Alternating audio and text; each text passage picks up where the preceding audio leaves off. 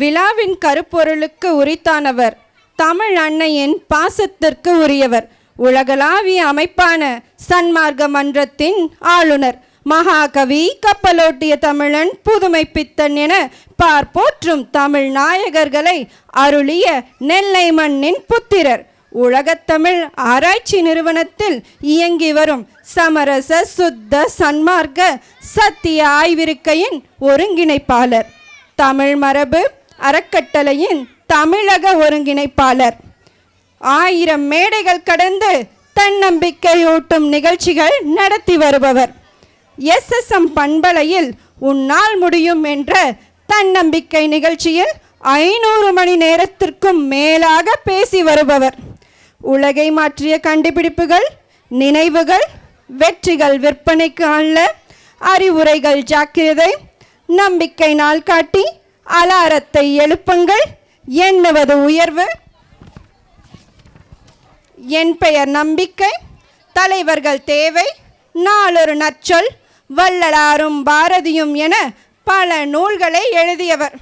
மேலும் பதிப்பாசிரியர், கட்டுரை ஆசிரியர், தொடர் ஆய்வாளர், தன்னம்பிக்கை சுடர், குரல்மலை செம்மல், முகநூல் வேந்தர், சன்மார்க்க சான்றோன், மகாகவி பாரதியார் விருது பெற்ற பேராசிரியர் முனைவர் நா. சங்கரராமன் அவர்களை கௌரவித்து கௌரவம் பெறுகிறது நம் மேவரிக்ஸ் கார்டன்.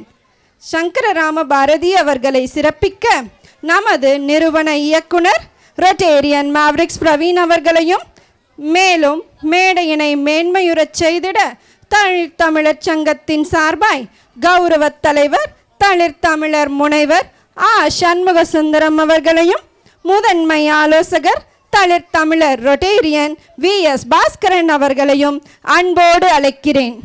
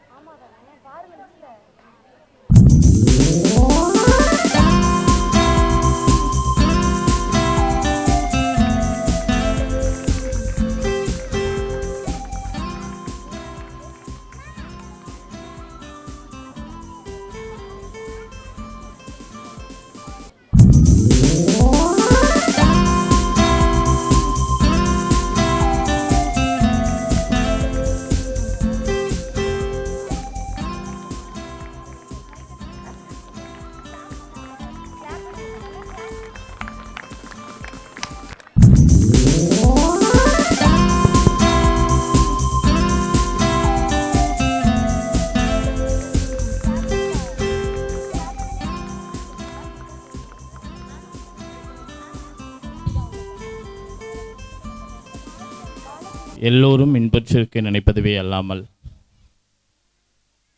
வேறொன்றும் அறியேன் பராபரமே.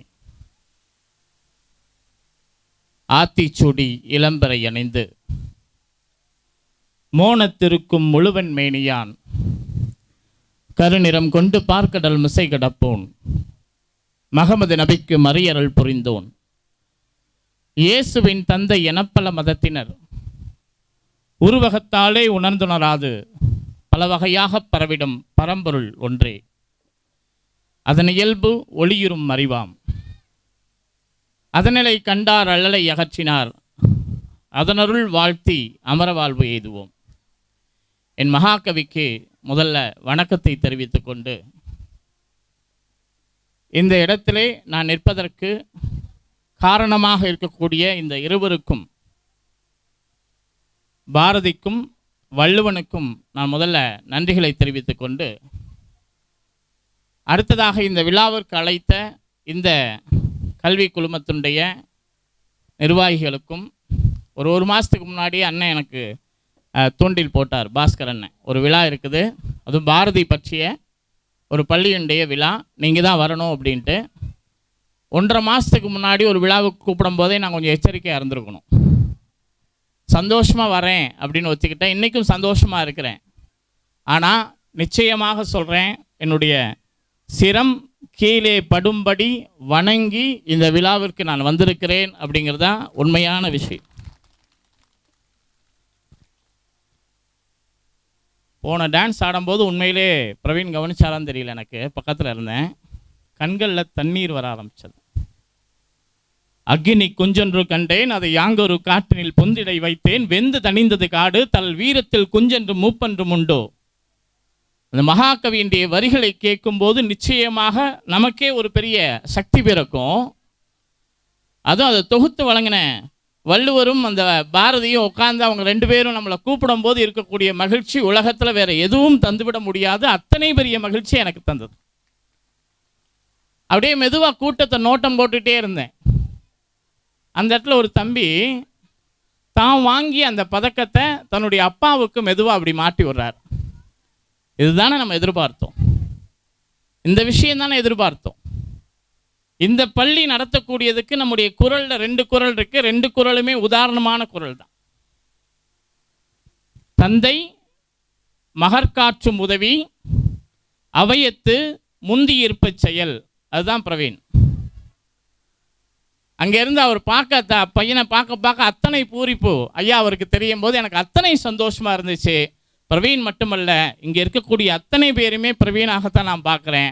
அவ்வளோ மகிழ்ச்சியாக முன்னாடி உங்களுடைய குழந்தைகள் ஆடும்போது அந்த முகத்தில் இருக்கக்கூடிய மகிழ்ச்சி, அதை விட எனக்கு பெரிய மகிழ்ச்சி என்னென்னா, அந்த டான்ஸ் ஆடும்போது எங்கேருந்துடா பார்த்து ஆடுறாங்கன்னு பார்த்தா அங்கே அந்த டீச்சரும் முன்னாடி இருந்து ஆடி ஆடி சொல்லிக்கக்கூடிய அவர்களுக்கு ஒரு மிகப்பெரிய கைதட்டு தட்டலாம். நம்ம அவ்வளோ அழகாக இருந்தது. என்னுடைய பேராசிரியர் பணியை தொடங்கிய இடம் கரூர். என்னுடைய பேராசிரியர் பணியை முதலாக தொடங்கிய இடம் கரூர். தொடங்கிய கல்லூரி வள்ளுவர் கல்லூரி. அதை விட பெரிய ஆச்சரியம் என்ன தெரியுமா? இன்னைக்கு வள்ளுவர் பேச ஆரம்பிக்கும் போது சொன்ன முதல் குரல் என்ன அப்படின்னா, தோன்றிற் புகழோடு தோன்றுக அஃதிலார் தோன்றலின் தோன்றாமை நன்று. வள்ளுவர் காலேஜில் போய் இன்டர்வியூவில் இருக்கிறேன். அப்படி இன்டர்வியூ எடுக்கும்போது செங்குட்டுவன் ஐயா கேட்குறாரு, என்ன எடுக்க போகிறீங்கன்னு. நீங்கள் சொல்லுங்க, எது வேணாலும் எடுக்கிறேன்னு. காலேஜே வள்ளுவர் பேரில் இருக்குது, அதனால் வள்ளுவர் பற்றி ஏதாவது எடுங்கன்னு சொன்னார். சொன்ன அடுத்த நிமிஷம் நான் எடுத்த திருக்குறள் தான் தோன்றிற் புகழோடு தோன்றுக அஃதிலார் தோன்றலின் தோன்றாமை நன்றுங்கிற குறள். அத்தனை பெரிய மகிழ்ச்சி. அப்படிப்பட்ட ஒரு மகிழ்ச்சியோடு இதுக்கு மேலே என்ன பேசணும்னு எனக்கு தெரியல, இதில் குறிச்சிட்டு வந்தேன். இப்போ இதில் மீதி இருக்கிறது அடிச்சுட்டு அங்கேருந்து ஒவ்வொன்றா அடித்து வந்து கடைசியாக இருக்கிறது நன்றி வணக்கம் மட்டும்தான் இருக்குது. மீதி எல்லாத்தையுமே நம்முடைய குழந்தைகள் பேசிட்டான். எனக்கும் பாரதிக்கு என்ன சம்பந்தம், அதை மட்டும் பேசிட்டு நான் இறங்கிக்கிறேன்.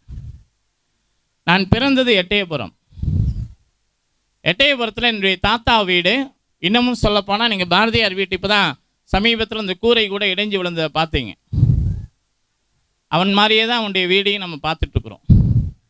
அந்த பாரதியுடைய வீட்டில் இருந்து சரியாக 2வது வீடு என்னுடைய தாத்தா வீடு. நான் பிறந்த இடம் அந்த வீடு தான். எட்டயபுரத்தில் பாரதி இருந்த அதே தெருவில் பிறந்ததுக்கு எனக்கு ஒரு பெரிய சந்தோஷம் உண்டு. எப்போதுமே கை தட்டுறதா இருந்தால் நல்லா தட்டிடுங்க.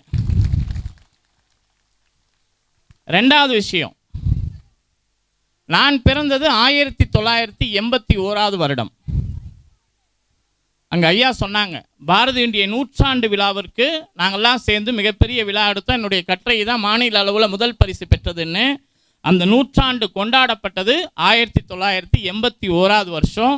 மகாகவியுடைய 100ஆண்டில் எனக்கு பிறக்கக்கூடிய ஒரு வாய்ப்பு இயல்பாக அமைஞ்சது. அதுக்கு நான் ரொம்ப பெருமைப்படுறேன், எப்போதுமே பெருமைப்படக்கூடியது. 3வது, நான் படித்த பள்ளி திருநெல்வேலியில் இருக்கக்கூடிய மாத்தீத்தா இந்து கல்லூரி மேல்நிலை பள்ளி. இங்கே இருக்கக்கூடிய உண்மையிலே இந்த பள்ளியை பாராட்டணும். பாரதி இதுதான் விரும்பினான். காணி நிலம் வேண்டும் பராசக்தி, காணி நிலம் வேண்டும் அவனுடைய ஆசையெல்லாம் சொல்லிட்டு இருப்பான். அப்போ தான் சொல்லுவான் 10-12 தென்னை மரங்கள் வேணும்னார். அங்கேருந்து எட்டி பார்த்தா பூரா இருக்குது. அப்படி ஒரு இடத்துல நம்ம அமைஞ்சிருக்கிறோம் அப்படின்னா இயல்பாக பாரதி அவன் என்ன அப்படின்னா, வள்ளுவரையோ பாரதியோ நாம் நினைத்தாலே போதும் நமக்குள்ளே வந்து நிற்பான். நான் படித்த பள்ளி மகாகவி பாரதி, வ.உ. சிதம்பரனார், புதுமை பித்தன் இவங்கெல்லாம் சேர்ந்து படித்த ஒரு பள்ளி திருநெல்வேலியில் இருக்குது. உண்மையை சொல்லணும்னு பார்த்தா நான் 10th படித்த அந்த வகுப்பறை மகாகவி பாரதி அமர்ந்து படித்த வகுப்பறை. இந்த நாமமே அவன் போட்டது தான். இங்கே இருக்குது இல்லையா, அதில் ஒரு பெரிய நாமம் இருக்கும். அவனோட அடையாளத்தோடு அந்த பள்ளியில் ஒரு பெரிய புகைப்படம் இருந்தது. அந்த புகைப்படத்தை பார்த்துட்டு யாருன்னு எனக்கு இப்போ தெரியாது, உண்மையிலே இப்போ தான் பேசிகிட்டு இருந்தேன். இந்த குழந்தைகளுக்கு பாரதி இப்போ யாருன்னு தெரிஞ்சிருக்குமா தெரியாதான் தெரியாது, ஆனால் நிச்சயமாக ஓரளவு உள்ளே போய் ஏறி இருக்கும். இந்த குழந்தைகளாக இருக்கும்போது நிச்சயமாக நமக்கு பாரதி யாரென்று தெரிந்திருக்காது, வள்ளுவரை யாரென்று தெரிந்திருக்காது. வெறும் மனப்பாடமாக வச்சுட்டே ஓட்டிகிட்டு இருக்கிறோம் இத்தனை நாளா. ஆனால் அந்த குழந்தைகள் பார்த்தீங்கன்னா புதிய ஆத்திச்சூடிய 110 அப்படியே சொல்லுது. ஆச்சரியமாக இருக்குது. அப்போ நான் படித்த பள்ளி மகாகவி பாரதி படித்த அந்த பள்ளி. அங்கெல்லாம் படித்து முடிச்சுட்டு நேராக ஈரோடுக்கு வரேன். ஈரோடு பாரதிக்கு முக்கியமான ஒரு இடம். பாரதி தன்னுடைய கடைசி சொற்பொழிவை நிகழ்த்திய இடம் ஈரோடு. இதுதான் அந்த 2017 திருமணம் நடக்குது. 2019 ஒரு குழந்தை பிறக்குது. அந்த குழந்தையுடைய பிறந்த தேதி பார்த்தீங்கன்னா மகாகவி பாரதியுடைய நினைவு நாளில் எனக்கு குழந்தை பிறந்தது. அவனுக்கே நான் பாரதியின் தான் பேர் வச்சிருக்கிறேன். அவனோடு பயணிக்கக்கூடிய, அவன் நினைவாகவே பயணிக்கக்கூடிய ஒரு அற்புதமான விஷயம் எனக்குள்ள கிடைச்சது. வெள்ளை நிறத்தொரு பூனை என் வீட்டில் வளருது கண்டீர், பிள்ளைகள் பெற்றதொரு பூனை அதன் பேருக்கு ஒரு நிறமாகும், சாம்பல் நிறம் ஒரு குட்டி, கருஞ்சாந்து நிறம் ஒரு குட்டி, பாம்பின் நிறம் ஒரு குட்டி, வெள்ளை பாலின் நிறம் ஒரு குட்டி, எந்த நிறம் என்றாலும் அவை யாவும் ஒரு தரமன்றோ, இந்த நிறம் சிறிதென்றும் இதில் ஏற்றம் காணலாகுமோ. பூனைக்குட்டிகள் பற்றிய அந்த பாடலை இந்த பிள்ளைகள் பாரதி பாடியது எனக்கு உண்மையே சொல்லணும் அப்படின்னா மழலை பூனை குட்டிகளாகவே பாரதி பாடியது போல இருந்துச்சு. அத்தனை அற்புதமான விஷயங்களை குழந்தைகள் செய்ய செய்ய நமக்கெல்லாம் ஆச்சரியமா இருக்கு.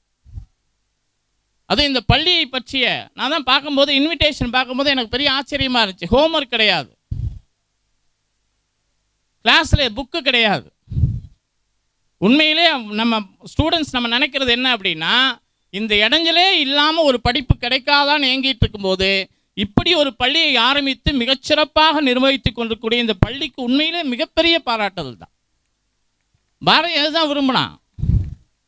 அவன் பெருமையாக சொல்கிறான், 10ஆம் கிளாஸில் வகுப்பறையில் உட்காந்துருக்கும் போது பாரதி சொன்ன விஷயம் என்ன அப்படின்னா, அவன் சொல்லக்கூடியது ஒரே ஒன்று தான், எனக்கு இயற்கை கற்றுத்தராத ஒரு பாடத்தை இந்த வகுப்பறை எப்படி கற்றுத்தரும் கேட்டான். பறவைகள் சொல்லித்தராத ஒரு பாடத்தை வகுப்பறை எப்படி கற்றுத்தரும் கேட்டான். அவன்தான் பாரதி. ஆகவே தான் இங்கே பாரதியை நம்ம கொண்டாடிட்டு இருக்கிறோம். இந்த பள்ளி மட்டுமல்ல, இந்த பள்ளியில் இருக்கக்கூடிய பெற்றோர்களுக்கு நம்பி சேர்க்கிறீங்க இல்லையா, உங்களுக்கு மிகப்பெரிய வாழ்த்துக்கள் தான். கலீல் ஜிப்ரானுடைய ஒரு வரி ஒன்று இருக்குது, நீங்கள் எல்லாம் கேள்விப்பட்ட ஒரு வரியா இருக்கும். உங்கள் குழந்தைகள்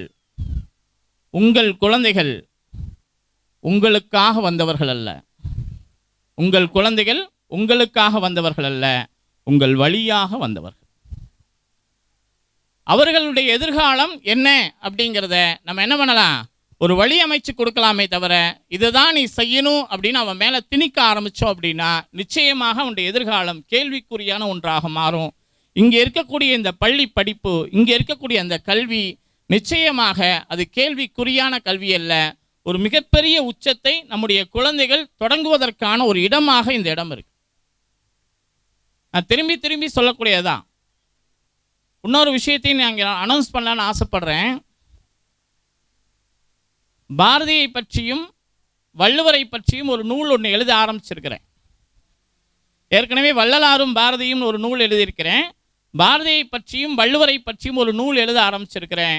ஒவ்வொரு நூலுக்கும் நான் முன்னாடி ஒரு சமர்ப்பணம் எழுதுவேன். இந்த பாரதியும் வள்ளுவருங்கிற நூலுக்கு நிச்சயமாக நான் எழுதக்கூடியது இந்த பள்ளிக்கு தான் நான் அதை சமர்ப்பணம் செய்ய போகிறேன் அப்படிங்கிற விஷயத்தை இந்த இடத்துல நான் பதிவு பண்ண ஆசைப்படுறேன்.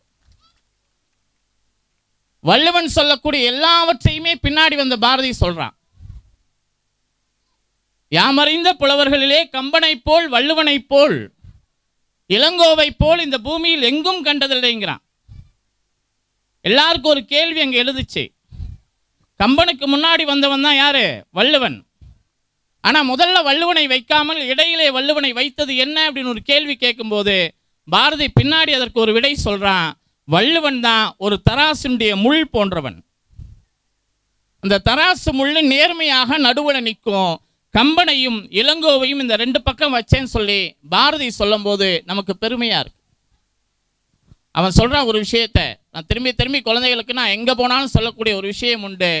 நம்முடைய குழந்தைகள் மட்டுமல்லாமல் குழந்தைகளுக்கு நீங்கள் முதல்ல அறிமுகம் செய்யக்கூடிய புத்தகம் எதுவாக இருக்க வேண்டும் என்று சொன்னால் திருக்குறள். ஒவ்வொரு நாளும் ஒரே ஒரு குறள் படித்தா போதும். மனத்துக்கண் மாசிலன் ஆதல் அறம், அவ்வளோதான். மனதளவில் கூட பிறருக்கு தீங்கி நினையாமல் இருக்க வேண்டும். யாரு? வள்ளுவன் சொன்னது. பாரதியினுடைய பாடல்களில் நீங்கள் எவ்வளோ பெரிய பாடலை வேணாலும் படிக்க வேணாம், ஒரே ஒரு பாடல் போதும். இங்கே பாடினாங்க, ஓடி விளையாடு பாப்பா, நீ ஓய்ந்திருக்கலாகாது பாப்பா, கூடி விளையாடு பாப்பா, ஒரு குழந்தையை வையாதே பாப்பா. வரிசையாக வந்துக்கிட்டே பாடிட்டே இருந்தீங்கன்னா அதில் தான் குழந்தைகளுக்கான உண்மை புதிந்திருக்கும். பாதகம் செய்பவரை கண்டால் நீ பயங்கொள்ளலாகாது பாப்பா, மோதி மிதித்து விடு பாப்பா, அவர் முகத்தில் உமிழ்ந்து விடு பாப்பா. புதிய ஆத்திச்சூடி முழுக்க நீங்க வாட்சி பார்த்தீங்கன்னா, அந்த புதிய ஆத்திச்சூடி பற்றி நான் ஒரு புத்தகம் எழுதியிருக்கிறேன், எண்ணுவது உயர்வுன்னு. அதை எங்கே எழுதி வெளியிட்டேன் அப்படின்னா, மகாகவி கடைசியாக உரையாற்றிய அந்த நம்முடைய கருங்கல் பாளையம் சொல்லி ஈரோடில் இருக்க அந்த நூலகத்தில் பாரதியினுடைய எள்ளுப்பேரனை வர வைத்து அந்த புத்தகத்தை வெளியிட்டேன். அந்த புத்தகத்தில் இருக்கக்கூடிய விஷயங்களை 110 விஷயங்களையும் வரிசையாக சொன்னாங்க. குழந்தைகளுக்கு சொல்லக்கூடியது, பெரியவர்களுக்கு சொல்லக்கூடியது தான். வள்ளுவனையும் பாரதியும் நீங்கள் தயவு செய்து குழந்தைகளுக்கு கொண்டு போய் சேருங்க. அதை படிக்க படிக்க நம்ம ஏறியாமல் நமக்குள்ள ஒரு பெரிய உற்சாகம் பிறக்கும். அதை விட குழந்தைகளுக்கு பெரிய உற்சாகம் கிடைக்கும். பாரதி எப்போதுமே யார்கிட்ட என்ன பண்ண மாட்டான், வேண்ட மாட்டான். அப்படி வேணாலும் அவன் சொல்லக்கூடியது எதுவாக இருக்கும், ஆர்டராக இருக்கும். நின்னை சில வரங்கள் கேட்பேன், அதை நேரில் நின்று எனக்கு தருவாய். நின்னை சில வரங்கள் கேட்பேன், அதை நேரில் நின்று எனக்கு தருவாய். நேராவா, என் முன்னை பல வினைகள் எல்லாம் மூளாதழிந்திடல் வேண்டும். இனி என்னை புதிய உயிராக்கி மதிதன்னை மிக தெளிவு செய்து என்றும் சந்தோஷம் கொண்டிருக்க செய்வாய். அதுக்கு அடுத்த வரிகள் தான் நம்ம அடிக்கடி பாடுறது. என்னது? தேடி நித்தம் சோறுதென்று சில சின்னஞ்சிறு கதைகள் பேசி சிலர் வாட பல செயல்கள் செய்து துன்பம் மிக பல உழன்று நரைகூடி கிள பருவமைதில் கொடும் கூற்றுக்கு இறையன பின் மாயும் வேடிக்கை மனிதர் போல் வீழ்வேன் நினைத்தாயோன்னு கேட்கிறது. ஆகவே பாரதியும் வள்ளுவனையும் தயவு செய்து உங்களுடைய குழந்தைகளுக்கு இங்கிருந்தே தொடர்ச்சியாக அறிமுகம் செய்து வையுங்கள். உங்கள் குழந்தைகளுடைய எதிர்காலத்தை இங்கே விதைத்திருக்கிறோம். நிச்சயமாக நாளை ஒரு என்னை மாதிரி இங்கே வந்து பேசக்கூடிய ஒரு பெரிய சிறப்பு விருந்தினராக உங்களுடைய குழந்தைகளும் வர வேண்டும் தான் எங்கள் எல்லாருடைய ஆசையும் கூட அப்படின்னு சொல்லிட்டு நெடுநேரமாக குழந்தைகளோடு காத்திருக்கிறீர்கள்.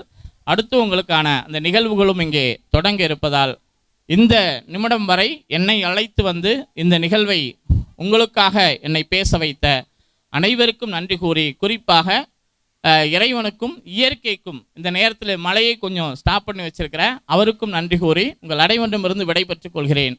நன்றி, வணக்கம்.